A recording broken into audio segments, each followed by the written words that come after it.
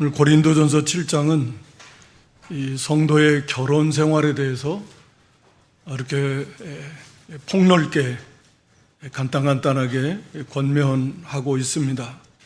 먼저 이 배경을 말씀드리면, 당시 이 고린도 지역,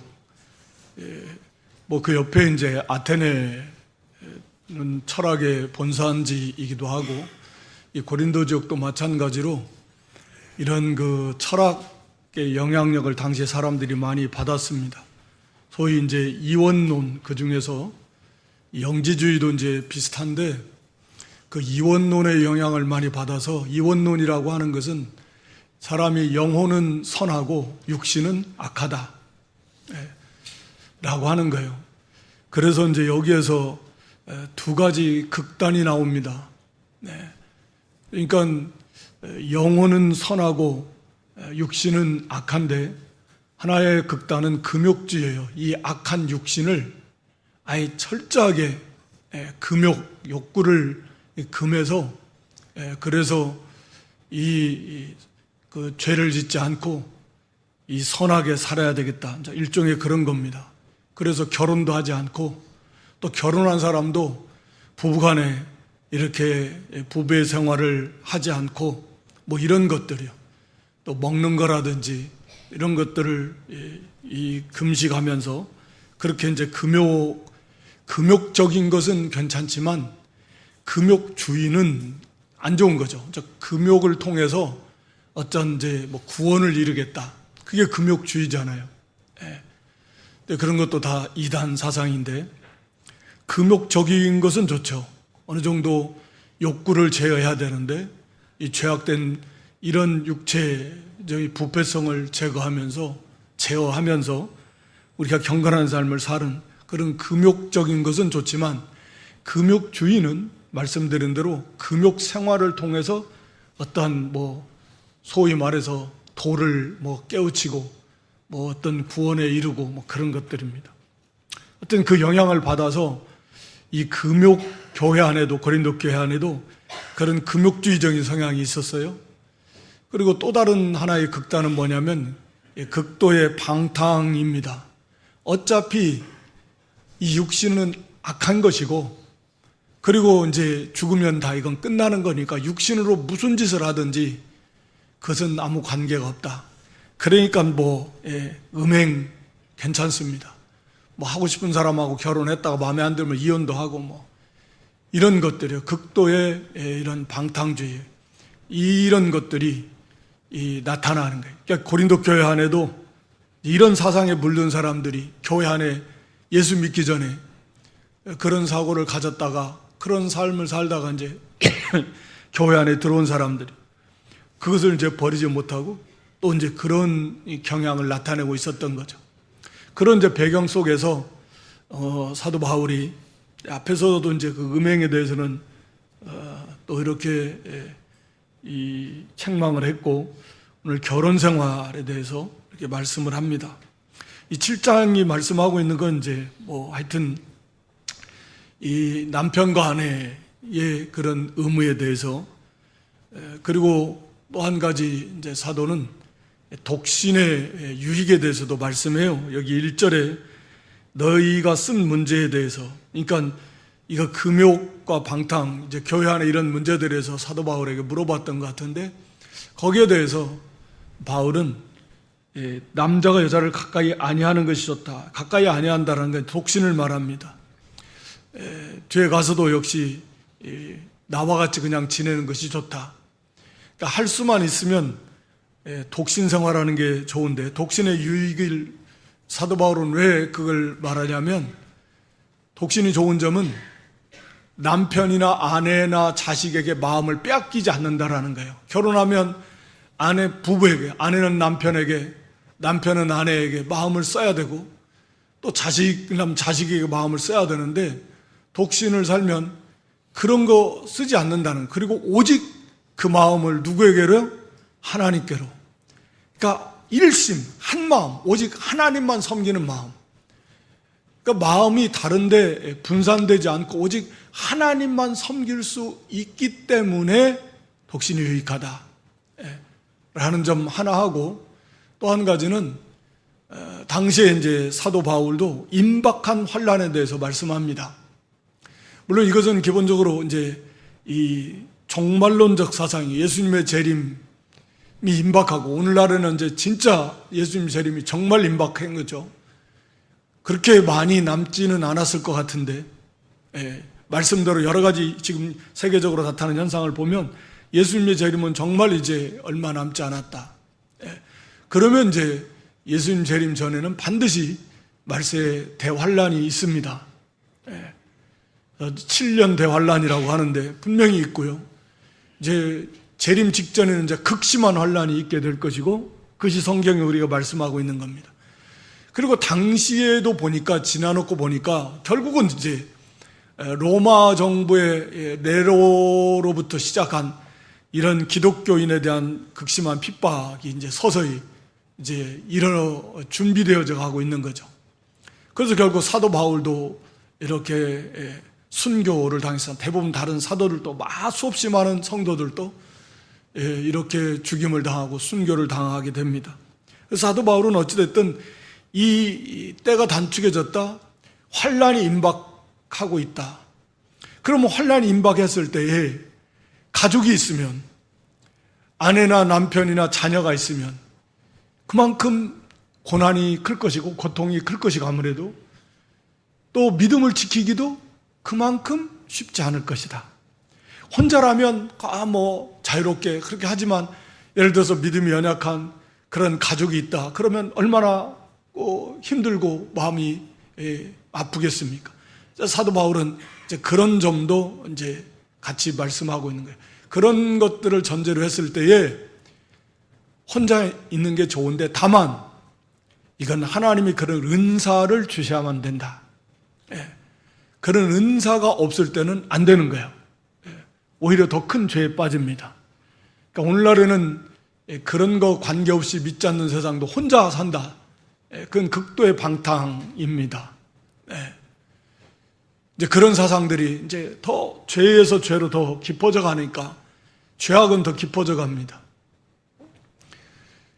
오늘 이 부부간에 관해서도 말씀하고 있지만, 이 세상은 너무나 많은 가정들이 그냥 쉽게 깨어지고, 그게 그렇게 큰 문제도 아닌 듯이 여겨지는 그런 이제 죄악이 관영한 세상, 말세 중에 말세를 우리가 살아가고 있는데, 그런 배경 속에서 사도 바울은 오늘 여기서 말씀하고 있는데, 여러 가지 이제 특히 핵심은 뭐냐면, 이 남편과 아내 이 결혼, 여기 2절에 보면 음행을 피하기 위하여 남자마다 자기 아내를 두고 여자마다 자기 남편을 두라. 이게 이제 결혼의 유일한 목적은 물론 아닙니다. 그러나 이제 결혼의 유익한 점 중에 하나라고 하는 거죠. 음행죄로부터 지켜나가는 이제 그런 결혼의 유익한 그런 점 중에 하나다라고 하는 거죠. 그래서 우리가 잘 아는 대로 이제 결혼의 목적을 하나님께서 우리에게 왜 결혼이라고 하는 이 아름다운 제도를 우리에게 주셨는가 라고 하는 걸 우리가 간략하게 먼저 살펴볼 건데, 먼저는 우리가 창세기 2장 18절 말씀에 보면 돕는 배필이 필요한 존재라는 거예요. 이 첫째, 이제 처음 지음받은 아담이라고 하는 이 사람, 흠이 없잖아요. 아담이 죄를 짓기 전이니까. 그럼에도 불구하고 돕는 배필이 필요하다, 불완전하다라는 거예요. 그래서 돕는 배필을 지으리라 하고 그 여자를, 아담의 갈비뼈를 통해서 여자를 만들어서 둘이 부부가 돼요. 그러니까 혼자 사는 것은 보기에 아름답지 못합니다. 혼자 사는 게 좋지 않다라는 건 안 좋아요. 그래서 반드시 돕는 배필이 필요해요. 부족해요. 그래서 돕는 배필이 필요하기 때문에 하나님은 여자를 지었고, 비로소 그렇게 부부가 하나가 됨으로 비로소 온전한 한 사람, 둘이 하나가 된다 그랬잖아요. 그러니까 하나님께서 아담을 만드시고 따로 독립적으로 여자 하와를 만드신 게 아니잖아요. 우리가 잘 알듯이 아담을 만드시고 아담을 깊이 잠들게 하셔서 오늘날로 말하면 완전 전신 마취죠. 그래 놓고 그 갈비뼈를 취하신 겁니다. 그래가지고 아내를 만드는 거예요. 그래서 이 아내와 아담과 하와가 결혼을 통해서 온전한 한 사람을 이루어 나가는 거예요. 신비한 거죠.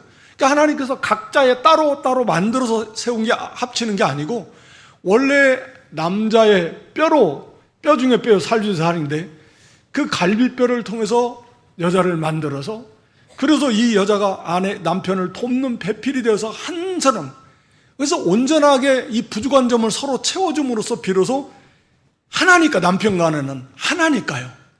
둘이 아니라 하나입니다. 성경은 그렇게 말해요. 하나. 그래서 온전한 남자 혼자로서는 불완전해요. 하나가 될 수 없어요. 온전한 사람이 될 수 없어요.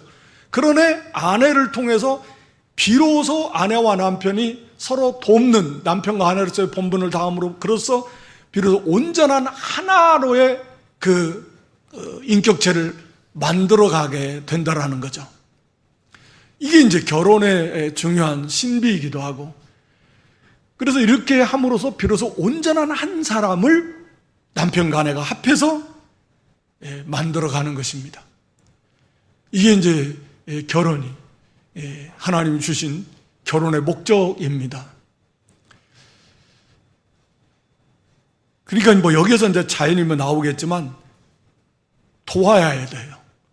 그래서 비로소 온전한 한 사람을 만들어가는 겁니다. 남편과 아내가 같이. 그 다음에 이제 두 번째는 우리가 창세기 1장 28절에 생육하고 번성하는 거예요. 너무나 당연한 거였죠. 하나님께서 이 세상을 창조한 목적이 뭔데? 창조한 하나님 이 세상을 창조한 목적이 이 사람, 세상 속에 사람이 다 포함되어 있는데 창조한 목적 자체가 하나님의 나라를 세우는 거예요. 하나님의 백성을 우리가 잘 아는 대로 창세전부터 선택해가지고 하나님의 백성들을 구원해내서 하나님의 나라를 세우시는 게 하나님께서 이 세상을 창조한 목적이거든요. 그러니까 당연히 이 부부를 통해서 자녀를 낳아 생육하고 번성해야 됩니다. 땅에 충만해야 돼요. 그래서 이 경건한 자녀를 낳고 해서 생육하고 번성해서 그래서 하나님 백성들을 그래서 구원해내서 하나님의 나라를 세우시는 것입니다. 그러니까 당연히 자녀를 낳아야 돼요. 그러니까 결혼도 안 하겠다. 또 결혼했는데 자녀도 안 낳겠다. 그러니까 이게 뭐냐면 가면 갈수록 하나님의 뜻과 점점 더 반대로 가는 세상이에요. 그러니까 그게 뭐냐면 죄가 더 죄되어지는 세상. 그러니까 기본적으로 알고 계셔야 돼요. 그러니까 시대가 가면 갈수록 하나님의 뜻과 더 멀어지고 더 적극적으로 반대로 가면서 그것이 일상화되고 죄가 더 깊어지고 많아지고 죄가 더 죄되어지는 그런 세상. 인간의 생각과 사상이 그렇게 가고 생활이 그렇게 갑니다. 그런 현상들이 가면 갈수록 이제 거의 끝에 왔으니까 그렇게 되는 겁니다. 세상이 왜 그럴까? 죄악된 세상이니까 그게 당연히 그렇게 돼요. 그래서 결혼도 안 하겠다, 결혼해도 자녀 안 낳겠다. 이게 이제 극단적 이기주의이기도 한데, 그리고 극단적 쾌락주의, 방탕, 결혼 안 하고 자유롭게 마음껏 즐기며 살겠다. 한 남자 한 여자에게 구속 안 되겠다. 그 깊은 내면에는 그런 것들이 있는 거죠. 자녀 안 낳겠다. 왜? 내 인생을 그렇게 희생하면서 그렇게 자기 삶을 살고 싶지. 그런 게 너무 힘들다. 그냥 극단적 이기주의입니다. 극단적 개인주의고 극단적 쾌락주의고 방탕주의. 이렇게 이제 세상은 점점 그렇게 흘러갑니다. 어찌됐든 하나님께서 이 결혼이라고 하는 것은 그런 거예요. 그렇게 해서 생육하고 번성해라. 그 다음에 이제 우리 성도에게 에베소 5장 32절에 주신 말씀대로 그리스도와 교회, 이 비밀, 결혼의 비밀인데요. 이 비밀의 내용은 그리스도와 교회의 모형입니다. 남편과 아내,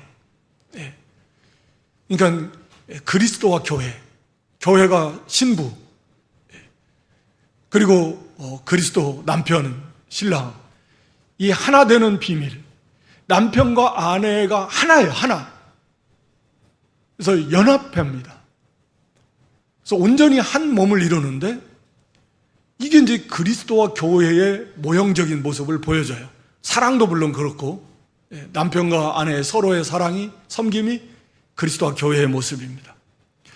그리고 이제 여기 네 번째는 오늘 본문에 기록한 대로 이런 결혼의 유익기 하나가 뭐냐면 이런 이 죄악된 세상, 이 죄의 대표적인 게 뭐냐면 음행입니다.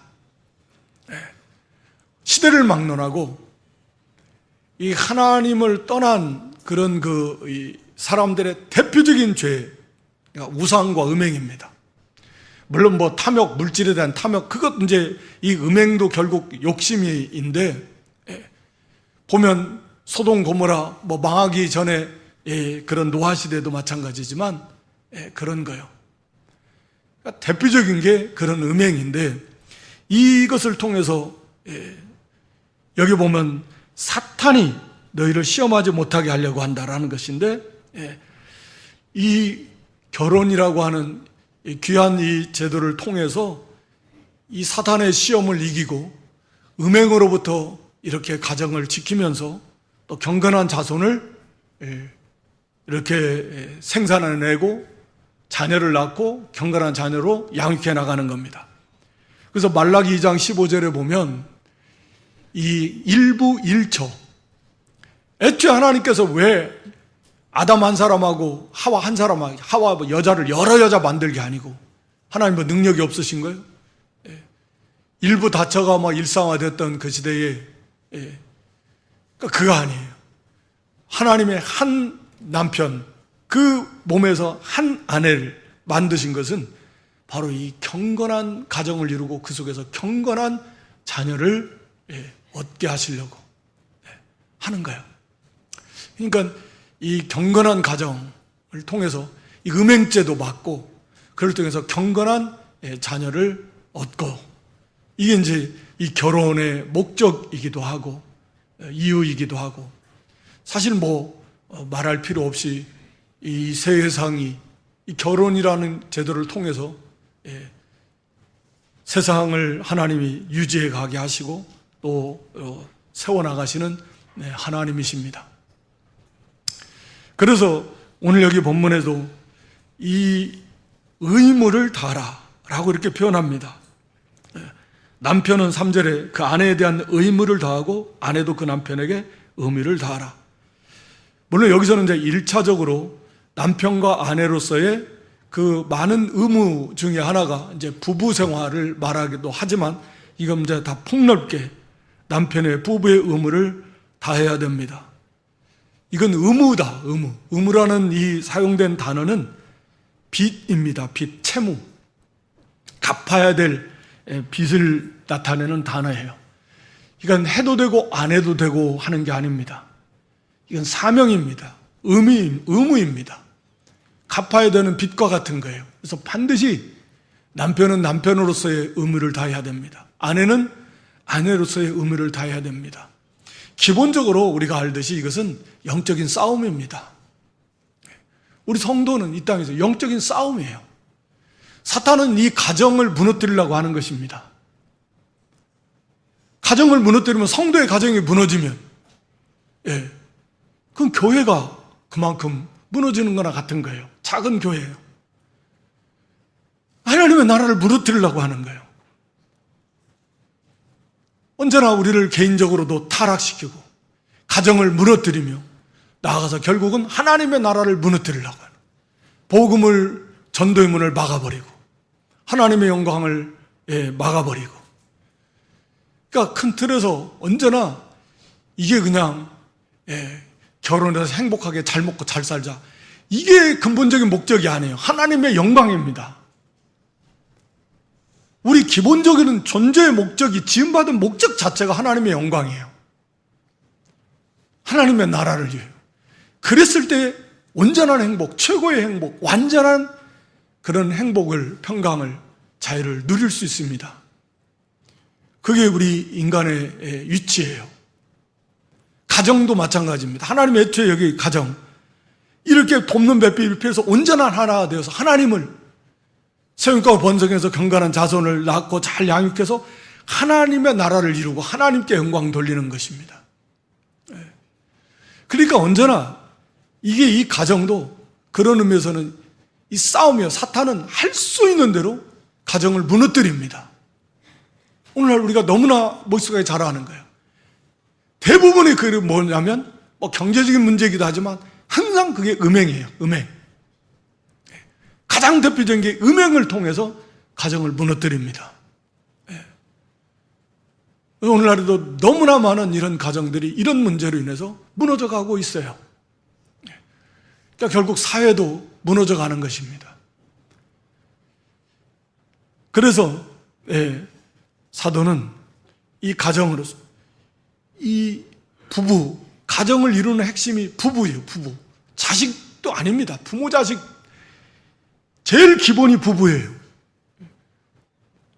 이게 깨지면 가정은 깨지는 거예요.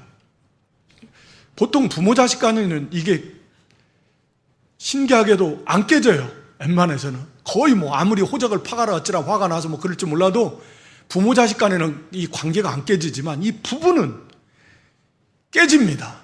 이게 언약의, 그러니까 계약의 관계이기 때문에 그래요. 가장 가까우면서도 그리고 깨질 수 있는 관계, 그게 부부의 관계예요.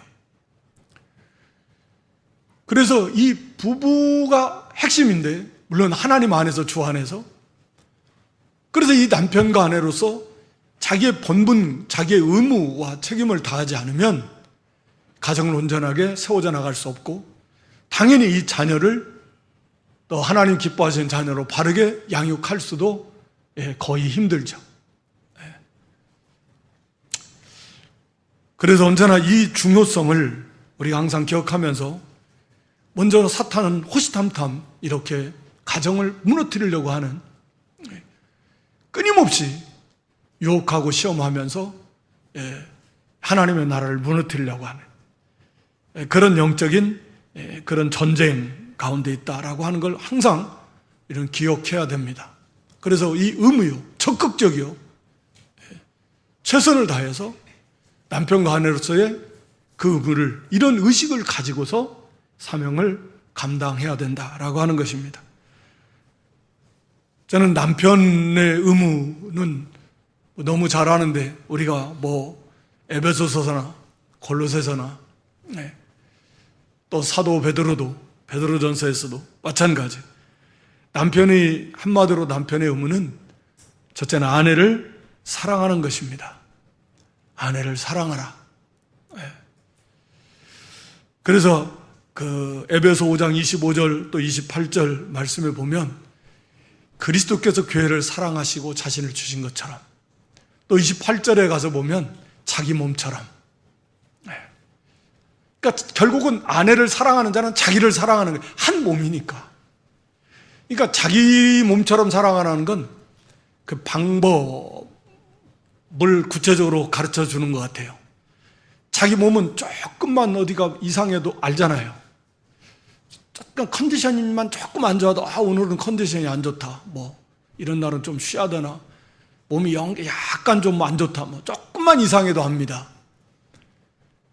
그리고 조그만한 가시만 어디 상처만 나도 아는 거예요. 그러니까 그런 것처럼 세심하게 살펴라. 그렇지 않으면 어떻게 자기 몸처럼 세심하게, 그 베드로전서 3장 7절에 보면 연약한 그릇이라 그랬어요. 아내는 정서적으로, 육신적으로. 그러니까 마치 연약한 그릇, 자칫하면 깨지고 그러기 쉬우니까 잘 살펴야 돼요. 그래도 힘들죠. 이해하기가 힘들다. 얼마나 이해하기 힘들면 무슨 어디에서 온 남자, 어디에서 온 여자, 그런 옛날에 그런 책도 예전에 있었는데, 그러니까 이 생각이, 사고의 영역이, 관점이 너무 다른 것들이 분명히 많이 있을 겁니다. 그럼에도 불구하고 서로가 어찌됐든 간에 좀 살피고 소통하고 배려하고 관심을 많이 가져주고, 그리고 희생하면서 그리스도께서 자기 몸을 내어준 것처럼 그렇게 아내를 살펴줘야 된다. 사랑해줘라. 괴롭게 여기지 말라 그랬어요. 고린도서 3장 9절에 보면, 19절에 보면, 오늘날에도 그런 경우가 있지만, 소위 이제 가부장적인 그런 인류 역사 속에서 막 남편들이 아내를 무시하고 함부로 말하고 폭언과 심지어는 폭행도 하고, 그럼으로써 이 괴롭게 그래서는 안 된다는 게 깨져나가는 거예요. 그래서 베드로전서 3장 7절에 연약한 그릇이고 존귀 여겨라. 생명의 유업을 함께 받을, 은혜를 함께 받을 자로 알아서 존귀 여겨야 돼요. 아내와 막히면 자기 하나님과의 관계도 막히고 기도도 막히니까. 그래서 아내를 사랑함으로써 에베소 5장 29절에는 결국은 자기도 같이 자라나는 겁니다. 함께 자라나는 거예요. 함께 만들어져 나가는 것입니다. 그래서 어찌됐든 남편은 이건 의무예요. 이 적극적으로 아내를 사랑하고 자기 몸처럼 살피고 그래서 존귀 여겨주고 배려해주고 도와주고 물론 경제적인 그런 책임을 다하기 위해서도 최선의 노력을 다 해야 될 것입니다. 그리고 이 부부간의 그 아름다운 관계도 최선을 다해라. 성경은 그렇게 말하고 있어요. 잠언 5장 15절로 20절 말씀에 그 내용을 쭉 말하고 있습니다. 내 우물에서 우물을 마시라. 샘에서 흐르는 물을 마시라. 이건 이제 비유적인 표현이에요. 아내를 사랑해라. 그리고 이제 17, 18절도 마찬가지. 그래서 내가 젊어서 취한 아내를 즐거워하라. 나이 먹었다고 그거 이제 그런 거 아닙니다. 그래서 아내를 젊어서나 나이를 먹어서나 끝까지 사랑하고 존귀 여기고 부부로서의 의무를 다해야 된다. 우리 히브리 13장 4절에서도 마찬가지죠. 잠언 5장 19절 20절도 마저 볼까요? 잠언 5장 19절 20절도 사랑스러운 암사성 같고 아름다운 암노루 같다. 그리고 20절에 가서 보면은 음료 연모하지 말아라. 음행죄에 빠지지 말고 자기 아내, 결혼한 자기 아내를 가장 사랑하고 존귀 여겨라. 히브리 13장 4절에도 마찬가지입니다. 혼인을 귀히, 결혼을 여겨 침소를 더럽히지 않도록 하라는, 귀히 여겨라는 거예요. 그래서 이 결혼, 하나님이 허락하신 남편과 아내의 이 부부의 생활은 성스러운 것이고 아주 존귀한 것입니다. 그걸 존귀 여겨야 돼요. 마귀가 틈타지 못하도록 해야 됩니다. 남편과 아내가. 그렇게 해서 이 경건한 가정을 이루도록 힘을 써라라고 하는 것입니다. 아내, 그렇게 함으로써 믿지 않는 아내, 오늘 이제 본문 7장에서도 믿는 남편이 믿지 않는 아내일 경우라도 그렇게 해서 아내를 그리스도로 인도할 수 있고, 믿는다라고 하면서 믿는 남편, 믿지 않는 그런 아내가 또 믿는 아내를 믿지 않는 남편이 보면서 교회 다니고 믿는다고 말은 잘하는데 하는 것 보면, 그래서 가까운 사람을 전도하기가 더 어려운, 가족을 전도하기가 더 어려운 것이 그런 것들 때문에 그렇잖아요. 그래서 최선을 다해서 이것을 향해서 남편은 남편으로서의 의무를 다하라. 또 아내는 아내의 의무는 말할 것 없이 아내는 마찬가지로 남편에게 복종하라. 이게 하나님의 뜻이고 명령입니다. 우리 에베소 5장 22절로 24절 말씀에 아내들이여 자기 남편에게 복종하기를 죽게 하듯 하라. 교회가 주님의 말씀에, 하나님의 말씀에 복종하듯이 아내는 그렇게 복종하라는 것입니다. 그러니까 이건 뭐냐면 23절, 24절도 보여주면 남편이 머리입니다. 교회가 그리스도께서 교회의 머리인 것처럼 그것을 인정해 주라는 거예요. 남편이, 하나님께서 남편을 내 아이의 머리로, 나의 인도자로 세우셨다라는 걸 인정해야 돼요. 그게 겸손입니다. 남편이 자기 마음에 좀 안 들어도 남편을 우습게 여기지 말고 남편을 자기의 머리로, 자기의 인도자로, 하나님이 나를 그렇게 남편과 나에 그렇게 세우신 것을 인정해야 돼요. 뭐 창조 질서도 그렇고 타락에 있어서도 아담이 먼저 타락한 게 아니라 하와가 먼저 연약해요. 타락했고. 그래서 남편에게 복종하는 것입니다. 이게 물론 쉬운 거 아니에요. 아내가 남편을 복종하고 그 말씀에, 그 말에 잘 순종해 나가는 게 쉬운 건 아니지만, 그러나 이것을 잘 순종함으로써 자기를 잘 만들어가는 거예요. 우리 베드로전서 3장 3절 6절 말씀에도 이게 겉사람 이렇게 꾸미는 것보다 속사람을 잘 만들어가야 되는데, 4절 속사람, 우리 사람은 속이 아름다워. 우리 세 사람, 구원받은 성도들은 세 사람을, 속사람을 가지고 있는데 이걸 잘 만들으라는 거예요. 이걸 만드는 방법 중에 하나가 뭐냐면 그 5절 6절에 남편에게, 거기 5절 보여줘 보세요. 남편에게 순종함으로 이 속사람을 만들어가는 거예요. 이게 속사람을, 남편을 순종을 통해서 만들어가요. 그러니까 순종하기 어려운 남편과 그 말에 순종하려니까 자기를 쳐서 복종시키면서 거기서 온유를 배우고 겸손을 배우고 인내를 배우고, 속이 막 우라통이 터질 수 있죠.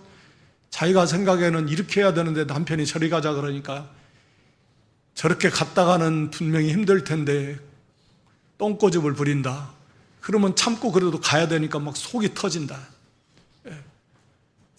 그런 과정들을 통해서, 물론 대화해도 안 된다. 결국은 남편이 결정하면 따라가야 돼.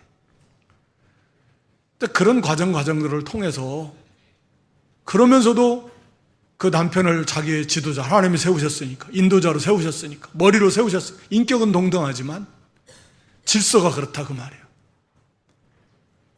그러면서 자기를 배우는 거예요. 자기를 만들어가는 거예요. 그러니까 사라를 예를 들었잖아요. 거기 6절에. 우리가 잘 아는 대로 아브라함이 사라를 2번씩이나 팔아먹었습니다. 자기 아내를 아내라고 못하고 자기 누이라고, 실제로 이복 누이였지만 그 누이라고 하면서, 자기의 아내가 너무 예쁘니까 자기를 죽이고 자기 아내를 뺏어갈까 봐서 어디 가면 아내라고, 남편이라고 하지 마, 오빠다, 난 내 누이다, 그렇게 하고, 실제로 2번씩이나 애굽과 이 그랄 땅에서 그 아비멜렉에게 자기 아내를 데려가 버렸어요. 동생이라 그래가지고 이쁘니까 데려가서 살라고. 그래도 그냥 가만히 있었어요. 그런 사람을 남편이라고 섬기고 가려면 오늘날 같으면 아마 못 살 거려. 그래서 사라는 그런 아브라함이지만 주다, 나의 주인이다. 그러면서 아브라함을 따른 거예요. 그러면서 자기를 잘 만들었어요. 하나님이 세운 질서구나. 그래, 아브라함을 또 이해를 하는 거죠. 자기 남편이 죽는 것보다 낫잖아요. 그렇게 하면서 사라가 자기를 만든 거예요. 그 존귀한 믿음의 사람이 된 것입니다. 어찌됐든 이 아내는 이 남편에게 복종하는 법을 배워라. 그게 하나님의 뜻입니다. 그게 돕는 배필이에요. 남편을 잘 순종해 줘야 돼요. 우리가 흔히 하는 말이, 남자는 자기를 알아주는 사람, 자기를 인정해 주는 사람을 위해서 목숨도 바칠 수 있는 존재가 남자다. 그러니까 아내가 남편의 권위를 인정해 줘요. 그래서 남편을 존중해 주고 남편에게 순종할 때, 그런 아내를 위해서 남편은 목숨까지 바쳐서라도 아내를 사랑해 줄 수 있는 게 남편이에요. 그러니까 이게 지혜 있는, 남편에게 절하자라. 그러니까 과거에, 지금도 이제 한 달에 한 번씩 이 줌으로 중국의 지도자들 같이 성경을 가르치고, 과거에 이제 중국에 많이 들어가서 가르쳤는데, 그때 얘기를 들어보면 이런 말씀들이 이제 성경 가르치다 보면 나오니까, 안 믿는 남편이 안 믿는 아내를 교회에다 데려다 준대요. 자기는 교회 안 나오면서 데려다 줘요. 왜냐하면 교회 다니는 아내들이 남편을 잘 섬기는 걸 보고 이 자기 아내를 교회에다 데려다 준다는 거예요. 데리고 왔대요. 그러니까 중국은 특히 이 여자들이 세잖아요. 그죠? 예, 우리나라도 거의 닮아가지만 엄청 셉니다. 예, 이 여자들이 집안에서. 예. 그런데 막 아내들이 남편을 그렇게, 그런 걸 처음 보는 거죠. 막. 교회에서 가르치니까. 그러니까 자기 아내를 데려다 갔대, 이 교회로. 이 아내들 좀 가르쳐 달라고. 그렇게 하는. 예. 이게 이번에도 어떻게 가르치면서 공부를 하면서 그 본문이 그렇게 이제 강의를 하니까, 그러니까, 자기들 남편에게 좀 잘해야 되겠다. 그러더라고요. 이, 하나님 명령이에요, 이거. 의무입니다. 그러니까 남편은 아내의 인정을 먹고 삽니다. 아내는 남편의 사랑을 먹고 살듯이. 그러니까 남편과 아내가 그런 거예요. 뭐 여기 가서 치고 직장에 가서 힘들고, 근데 집에 오면 아내가 남편을 그렇게 인정해주고 존중해주고 순종해주고, 그런 아내를 남편은 존귀 여겨주고. 그런데 반대로 우리 잘 아는 잠언 19장 13절 말씀에 보면, 잠언 19장 13절에 다투는 아내, 또 21장 9절에도 다투는 여인과 함께 큰 집에서 사는 것보다 움막에서 사는 것이 낫다. 아까 19장 13절에는 비 올 때 막 집안에 물이 새는 것처럼 다투는 아내는 그런 존재다.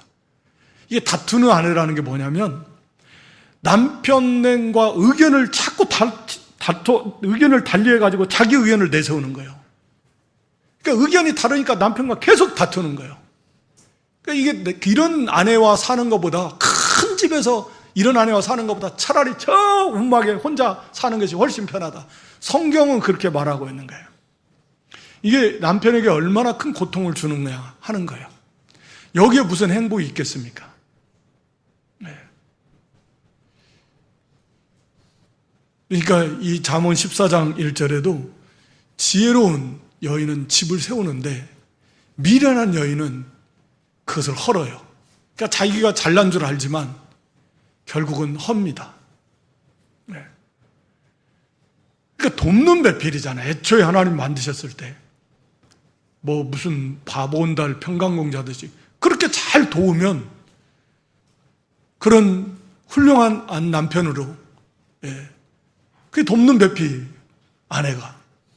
그렇게 해서 남편은 또 그런 아내를 사랑하고. 그래서 이 말도 참 중요한데, 잠언 15장 1절에 보면 이 유순한 온유한 대답, 온유하게 말해야 돼요. 성난 사람도 막 씩씩거리던 사람도 분노를 싹 가라앉히는데, 갑자기 과격한 말은요, 멀쩡한 사람도 속을 뒤집어놔요. 그러니까 말을 온유하게 부드럽게 말하는 법부터 배우면서, 그렇게 아내로서 남편에게 순종하고, 그러면 믿지 않는 남편도 인도할 수 있어요. 아까 말씀드렸잖아요. 실제적으로 그 사람들이 나에게 자기 교회에 있었던 일을 얘기해 준 건데, 그렇게 아내를 데려다 주면 그 아내가 배워서 남편 잘 순종하고, 그 아내가 남편 보고 한테 교회 가자 그러면 안 가겠어요? 가지. 가는 겁니다. 그러니까 언제나 이 빛을 비춰서 바로 행할 때 믿지 않는 남편도 주께로 잘 인도할 수 있고, 믿지 않는 아내를 주께로 또 인도할 수 있는 것입니다. 거기 10절 이하에는 이제 이혼하지 말 그것을 말씀하고 있고, 이혼할 수 있는 경우는 성경에서 음행죄를 지었을 때는 가능합니다. 그때도 할 수만 있으면 용서하고 화평을 이루어 갈 수 있으면 좋은데, 도저히 용서 못한다. 그럴 때는 가능해요. 성경은 음행죄를 지었을 때는 이혼을 허락합니다. 물론 이건 천재지변에 의해서 생사를 알 수 없이 오래 떨어져 있을 때는 그건 뭐 어쩔 수 없어요. 그리고 이제 신앙의 문제로 15절에 믿지 않는 측에서 당신이 예수님을 믿는다면 난 못 살겠다. 그럴 때는 이혼해라. 신앙의 문제. 믿지 않는 쪽에서 그 신앙의 문제 때문에 난 못 살겠다. 해도 안 될 때는 그때는 이제 가능하다고 말씀하고 있지만 어찌됐든 간에 그래도 할 수만 있으면 화평을 이루어 가도록 해라라고 하는 것입니다. 그리고 이제 오늘 마지막 17절 말씀을 삼은 것은 각자의 주어진 위치에서 아무 것에도 얽매이지 말라라는 말씀이에요, 사실은. 그러니까 그 주어진 그 자리에서 그 위치에서, 그러니까 결혼했으면 결혼한 대로, 아니면 아닌 대로, 또 이혼한 상태면 상태인 대로, 그 상태에서 하나님을 바로 섬기는 것이 중요하다. 얽매이지 말고 주님의 재림이 가까이 왔으니까 하나님을 기쁘시게 섬기는 것이 중요합니다. 그러니까 뭐 그걸 이제 폭넓혀서 할례를 받았느냐 안 받았느냐, 종이니 자유자니 거기까지 이제 적용을 해서 하는데, 결혼 제도도 마찬가지예요. 결국 이 세상에 있을 때만 이 결혼 제도가 유효한 거지, 하나님 나라 가서 무슨 결혼하고 말고 할 것도 없습니다. 결혼 안 합니다. 할 이유가 없고요. 그래서 아마 천사와 같이 더 이상 뭐 결혼의 필요성도 없고 결혼할 이유도 없고 시집가고 장가가는 거 아니라 그랬습니다. 그래서 이 땅에서 뭐 결혼의 제도도 그렇고 물질 문제도 세상적으로 뭐 즐겁고 뭐 웃을 일, 울을 일 이런 거 다 지나가는 거다. 거기 29절 이하에 보면 다 지나가는 겁니다. 그런 것에 마음 빼앗기지 말고, 결혼도 남편과 아내도 얽매이면 안 되는 거예요. 하나님을 섬기는 일에 남편 때문에 아내 때문에 지장을 받는다, 그러면 안 되는 거예요. 얽매이지 말라는 거예요. 얽매이지 말. 남편과 아내로서의 최선을 다하되 그것 때문에 하나님을 섬기는 일에 지장이 있어서는 안 되는 거예요. 언제나. 이제 그렇게 하면서 마무리를 하고 있는데, 오늘 여기 특히 성도의 결혼 생활, 결혼의 그 목적 유익에 대해서 이게 정말 중요하죠. 돕는 배필이 필요한 존재이기 때문에, 그래서 생육하고 번성해서 자녀를 낳고 양육해서 하나님 나라를 세워나가야 돼요. 교회가 그리스도의 모형이고, 죄악이 관영한 세상에 이 모든 음행의 그런 죄로부터 지키면서 경건한 가정을 이루는 그런 유익한 점 중에 하나가 결혼이다.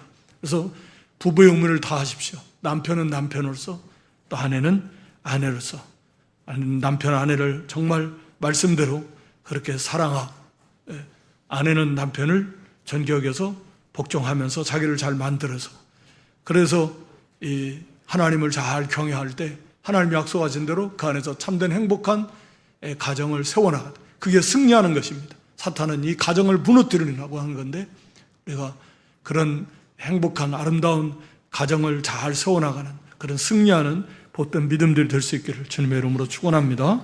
하나님 우리 아버지, 하나님께서 이렇게 아담을 만드시고 돕는 배필이 필요해서 돕는 배필로 하와를 만드시고, 두 사람이지만 연합해서 하나를 이루어서 온전한 하나를 만드시는, 이게 결혼이라 그랬습니다. 그 결혼을 통해서 경건한 자녀를 낳아서 생육하고 번성해서 하나님 나라를 잘 세워나가.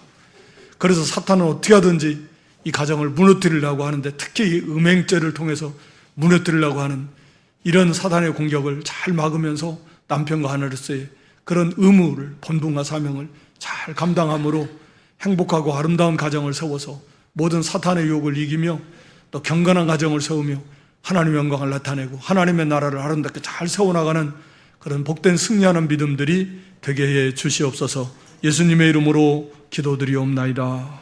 아멘.